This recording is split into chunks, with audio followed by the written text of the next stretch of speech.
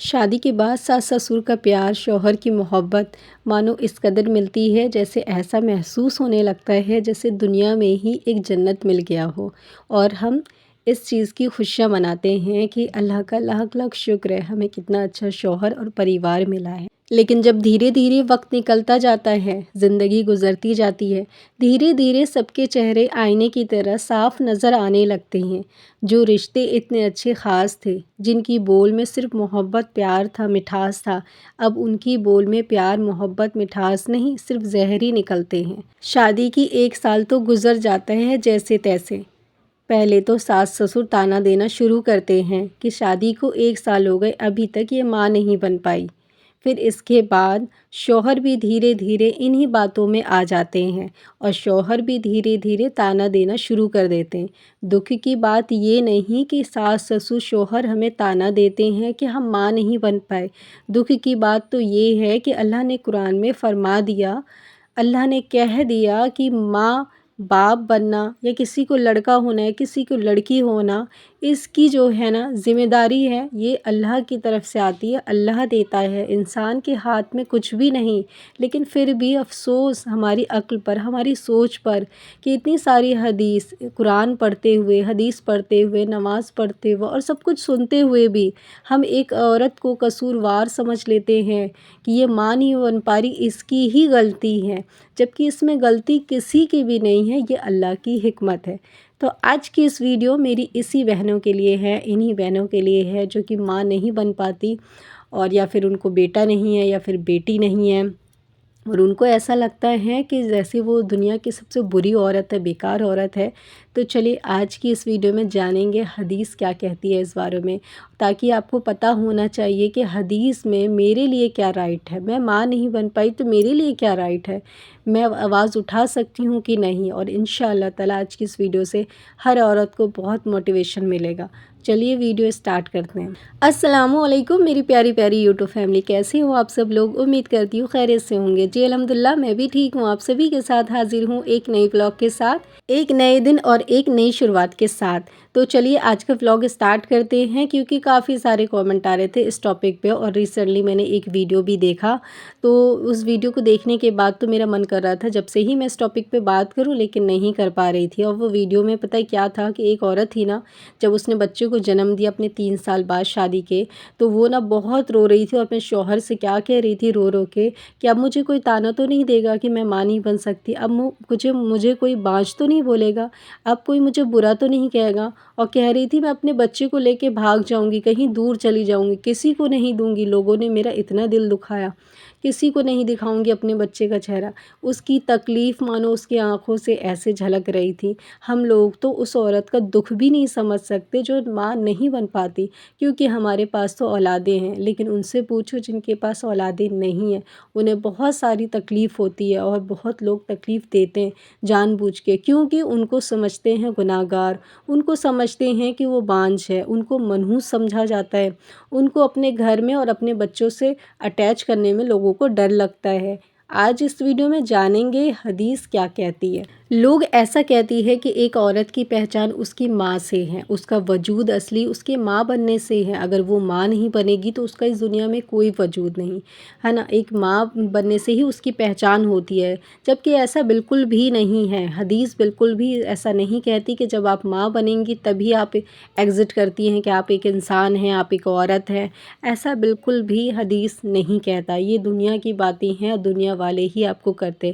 لیکن میری بہنوں کو ان کا رائٹ پتہ ہونا چاہیے تاکہ ایسے لوگوں کا منہ بند کر سکے وہ۔ اسی لیے کہتی ہوں کہ کچھ بھی کریے، 2 وقت کی روٹی کھائیے، لیکن اپنے بچوں کو ضرور علم سکھائیے، تاکہ وہ آگے چل کے جب آپ ان کے ساتھ نہیں ہوں گے نا، ان کے ساتھ کچھ ایسا ہو رہا ہوگا تو وہ اپنے رائٹ کو جان سکے، انہیں پتہ ہو کہ میرا حدیث کیا کہتا ہے، میرا اسلام کیا کہتا ہے، میں کب آواز اٹھا سکتی ہوں اور کب نہیں، اور اسے کمزور محسوس نہ ہو، کیونکہ عورت کو اسلام میں کوئی کمزور نہیں بتایا گیا ہے، لیکن یہ لوگوں کی سوچ ہے جو آپ کو کمزور کر دیتی ہے، ڈی موٹیویٹ کر دیتی ہے۔ آتے ہیں حدیث کی طرف۔ اسلام میں عورت کا وجود جو ہے نا، اس کے بچے ہونے سے نہیں ہے، بلکہ اس کے دل اور اس کے ایمان سے ہے۔ ایک عورت کا بھی بلکہ ہر انسان کا بھی، ایک عورت کے ایمان دیکھا جائے گا، اس کا دل دیکھا جائے گا، اس کے اخلاق دیکھے جائیں گے اسلام میں، اسی وجہ سے وہ جنت اور جہنم میں جانے کے لیے ڈیسائیڈ ہوگی، نہ کہ کہیں یہ ہے کہ کوئی عورت ماں بن گئی تو وہ جنت میں ڈائریکٹ چلی جائے گی، کہیں نہیں ہے۔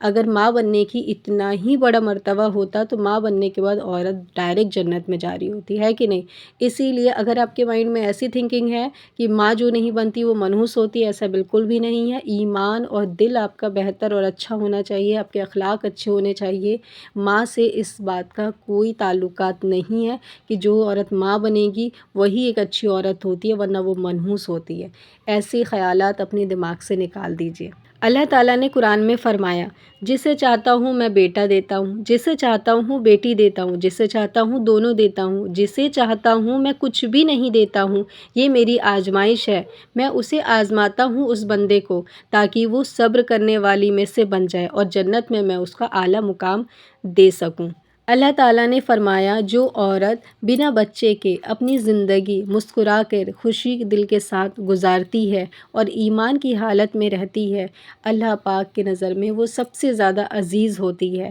تو جو لوگ اس عورت کو بانجھ کہتے ہیں، جس کے بچہ نہیں، یا جس کی بیٹی ہے بیٹا نہیں، یا بیٹا ہے بیٹی نہیں، تو وہ لوگ اچھے سے سن لے کہ بچے سے نہ کسی کا مقام طے نہیں ہوتا، مقام اس کے دل اور ایمان عبادت سے طے ہوتا ہے۔ تو ایک عورت کا مقام جو ہے نا، جس کے پاس بچہ نہیں ہے، اس کا سب سے اونچا ہے اللہ کی نظر میں۔ ہم لوگ سے زیادہ بہتر ہے وہ۔ ہم لوگ سوچتے ہیں کہ وہ ہم لوگ کے قابل نہیں، لیکن اللہ کی نظر میں اللہ نے کتنا بڑا مقام ان لوگوں کا کر دیا جو ماں نہیں بن سکتی۔ تو میری بہنوں، جن کے بھی من میں یہ خیال آتا ہے کہ میں بد نصیب ہوں، میں ماں نہیں بن سکتی، یا پھر میرے پاس بیٹا نہیں ہے، اس طرح کے خیالات آتے ہیں اور اپنی زندگی کو آپ کوستی ہیں، تو ایک بار قرآن ضرور پڑھیے گا، سورہ عش پڑھیے گا، اور آیت نمبر آپ کو پڑھنا ہے 49 سے 50۔ ان میں اللہ تعالیٰ نے فرمایا ہے، یہی چیز جو میں نے ابھی آپ کو بتائی ہے، یہ چیز کے بارے میں بتایا ہے اللہ نے پوری ڈیٹیل کے ساتھ، اور آپ کے مرتبہ کو بیان کیا گیا ہے۔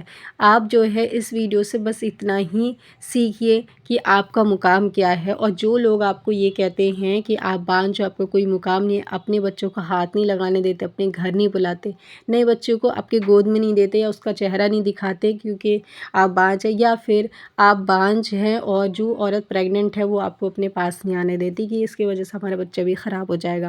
ہے نا، یا پھر ہمیں بچے نہیں ہوں گے، ٹھیک ہے، یا پھر نئے جوڑے کو بھی لوگ پاس نہیں آنے دیتے ان کے جن کے بچے نہیں ہیں۔ یہ سارے ہمارے معاشروں کی سوچ ہے، تھنکنگ ہے، تھاٹ ہے ان لوگوں کی، جو کہ بہت زیادہ گھٹیا ہے، جبکہ اللہ کی نظر میں آپ لوگوں کا مقام سب سے زیادہ اونچا ہے۔ تو جس بھی بہنے کے من میں یہ خیال آتا ہے نا کہ میں بد نصیب ہوں، اب سے آپ کو بد نصیب اپنے آپ کو نہیں سمجھنا ہے، اپنے آپ کو ان سے بھی بہتر سمجھیے جس کے پاس اولاد ہے، کیونکہ آپ کا مقام اللہ کی نظر میں اللہ نے خود فرما دی قرآن میں کہ آپ کا مقام کیا ہے۔ تو آئی ہوپ کہ آج کی اس ویڈیو سے آپ لوگ کو بہت نالج ملی ہوگی، اور جن کی اولاد نہیں ہے ان کو بھی ملی ہوگی، جن کی اولاد ہے ان کو بھی مل گئی ہوگی، کیونکہ کہیں نہ کہیں ہمارے من میں یہ خیال ہوتا ہے، کیونکہ ہمارے پاس تو اتنا وقت نہیں ہوتا کہ ہم قرآن اور حدیث پڑھیں اور اللہ نے کیا کہا ہے کس کے بارے میں اس چیز کو سمجھیں۔ تو جو بات ہم سنتے ہیں اسی پہ عمل کر لیتے ہیں، اور ہمیں بھی ایسا لگتا ہے کہ جو عورت کے بچے نہیں ہوتے واقعی میں بانجھ ہوتی ہے، وہ منحوس ہوتی ہے، اسے ہمارے گھر نہیں آنا چاہیے، ہمارے بچوں کو قریب نہیں آنا چاہیے۔ تو ساری بہنوں کو پتہ چل گیا ہوگا کہ اس طرح کے تھاٹ کتنا زیادہ غلط ہے، اور یہ بھی پتہ چل گیا ہوگا کہ ہم سے بھی اونچا مقام اس عورت کا ہے جس کی اولاد نہیں ہے۔ تو کبھی اگر ایسی عورت ملے تو اس سے دعائیں ضرور لیجیے گا، کیونکہ وہ اللہ کی نظر میں سب سے زیادہ عزیز ہے، صبر کرنے والوں میں سے ہے۔ اللہ کی نظر میں جو عزیز ہوتا ہے تو سوچیں وہ تو خاص ہی ہوگا نا پھر۔ تو بس آج کی اس ویڈیو میں اتنا ہی، آئی ہوپ کہ آپ کو پسند آئی ہوگی۔ اب میں نیکسٹ اپنے سبسکرائبر کے سوالوں کا جواب دے دیتی ہوں۔ آپ لوگوں کو میں نے کہا تھا کہ چیٹ جی پی ٹی کا آپ لوگ یوز کیا کریے، تو جو بھی چیٹ جی پی ٹی کا یوز کر رہے ہیں تو ان کو نہیں سمجھ آ رہا ہے، یا پراپر نہیں آپ کر پا رہے، یا آپ کے یہ بھی سوال تھے کہ کیا وہاں لکھنا ہوتا ہے، تو آپ کو نا اپنا ٹائٹل لکھنا ہوتا ہے جو آپ نے ٹاپک سوچا ہوتا ہے۔ جیسے کہ میری نا ایک سبسکرائبر سے کل بات ہوئی تھی، تو ان کی اسٹوری سے ریلیٹڈ آج کا میں نے ٹائٹل ڈیسائیڈ کیا ہے، تو ان سے بات کرتے کرتے میں نے سوچ لیا تھا کہ میرا نیکسٹ ٹائٹل کیا ہونے والا ہے۔ تو ٹائٹل مجھے پہلے سوچنا ہے، آپ کو بھی سوچنا ہے، وہی چیز چیٹ جی پی ٹی میں جا کے لکھ دینا ہے، اور نیچے لکھنا ہے related trending title #YouTube SEO۔ یہ ساری چیز لکھیں گے تو وہ خود پرووائڈ کر دیتا ہے آپ کو ساری چیز، بس آپ کو ایڈیٹنگ کر کے پیسٹ کرنا ہوتا ہے۔ ایس ای او کو اور ٹائٹل کو نا آپ چیٹ جی پی ٹی سے ہندی اور انگلش دونوں میں منگوا سکتے ہیں، بس آپ کو لکھنا ہوتا ہے ہندی انگلش دونوں میں، تو وہ دونوں میں دے دے گا۔